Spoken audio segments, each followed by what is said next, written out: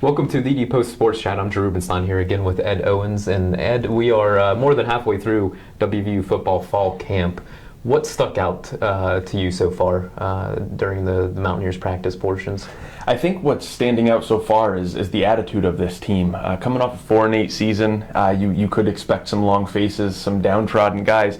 They're really upbeat. They're really positive, and they have some pretty big expectations for this year. They're not letting last year get them down. No one's hanging their heads because of it. If anything, seem to be using it as motivation to really propel themselves through this offseason, heading into that Alabama game in the opener. A lot of guys are confident, and they're looking forward to the opportunity to prove that last year was the exception, not the rule.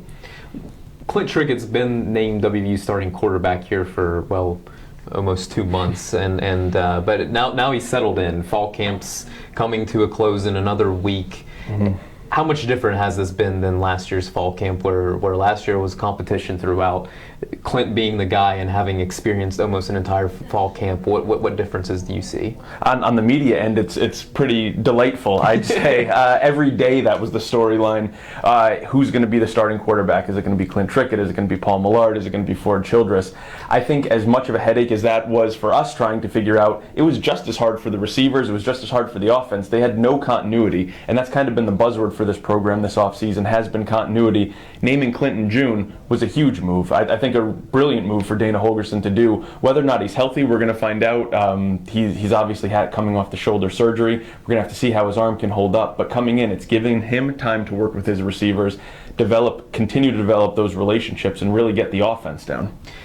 Our time watching WVU is limited. They're just 30-minute increments here and there. But that said, how has Clint looked? Is he connecting on certain passes that maybe he wasn't at this time last year? What have you seen from Clint's arm strength, accuracy, and that relationship with the receivers? Arm strength wasn't really a question for him at this time last year because he didn't blow up his shoulder until that Oklahoma State game in game number 5 for them. But compared to what he was doing at the end of the season, it's night and day. Everyone saw it. He had no zip on his deep ball, throwing a lot of ducks out there. This year, he's got some pop behind it. Receivers are commenting on the ball that he's throwing. He's making those deep routes. Guys like Mario Alford, Kevin White, guys who are going to try to stretch the field, have really enjoyed having that going for him. I think one thing that Da'Keel Shorts in particular was talking about this past week was that the communication has really improved. Last year, they couldn't, even at the end of the season, Shorts said, they couldn't audible at the line of scrimmage because they just weren't there yet. You had an entire crop of receivers who were first year in the program. Clint wasn't even having a full season under his belt with the program. So now that they're heading into year 2, I think everyone's a lot more comfortable. So you're going to see crisper routes, you're going to see crisper passes because of Clint's health, but you're also going to see better communication. I think that's going to make a big difference for them. On the other side of the ball, 2 years into the Big 12, things have not gone well defensively for West Virginia. It seems like the mood and the thought process is much different this year. Why do the Mountaineers think things are going to be different? The biggest part of last year, I think, was injuries. They were devastated on the defensive side of the ball. They were playing guys out of position because of it. They were playing young guys who weren't necessarily ready to play because of it. And those young guys who were forced into those important key roles are now a year older. They've got that experience. So maybe where it was a growing pain last year, they're really counting on that paying off. You're going to see it on the back end with Darryl Worley. In particular, I know he's one of the guys, KJ Dillon, when he gets back from his injury, they're counting on being a key player for him. But I think defensively, the area that was hit particularly hardest was linebacker. Sure. Talking to Isaiah Bruce during camp, they were down to just a handful of linebackers by the end of last season. Bruce said they're repping 18 guys right now, which is just a huge difference for them. Gives them a lot of depth at the position. They obviously won't play 18, but it'll prevent you from having to move a guy like Bruce, who played 4 different linebacker positions last year, and then they ultimately played him out of position at Spur. It's going to let you keep guys home in their natural spots and really make the defense better as a whole.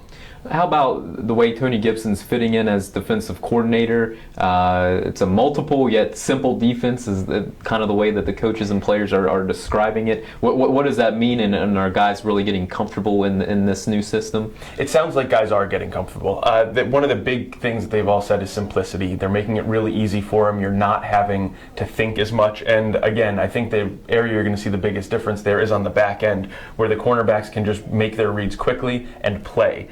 Last year they were having to make multiple reads, look at a lot of different things, and guys admittedly were getting confused by it. Now they're trying to simplify that, and I think in the Big 12 you need it, where it's a passing league. You're going to have to make those or recognize the offense immediately on the spot, make adjustments quickly, and go, because you're not going to have time to sit and think about it.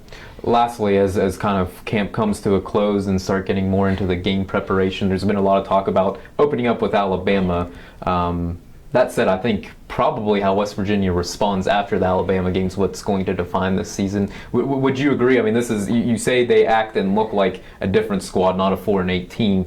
That said, this first month of the season, we're really going to see where they're at mentally. Yeah, absolutely. A lot of times non-conference play, by the time a team finishes it, you still don't really know what you're going to get out of them. I think this year opening with Alabama, then going to Towson, last year's runner-up in the FCS, right, then playing Maryland, which is always a tough game, or kind of a defining game for WVU, as we've mentioned in the past. You're going to know a lot about this team. Then they head right into Oklahoma. This first month is brutal. I think you can match it up against any first month in the entire country, and WVU's probably got the toughest schedule around. So I think you're going to learn a lot from them early, and like you said, how they respond to the Alabama game, win, lose, draw, whatever, is going to define it. They can't come off Alabama with a win and then give it up against Towson. They can't let Alabama, if they lose that game, beat them twice. They're really going to need to come out, collect themselves, don't put all their chips on Alabama. There's a whole season after that, so they're going to have to kind of pace themselves, and really how they do that, how they bounce back from that game, to play a Towson team, to play Maryland, to play Oklahoma at home, I think is really going to determine the whole course of the rest of the season.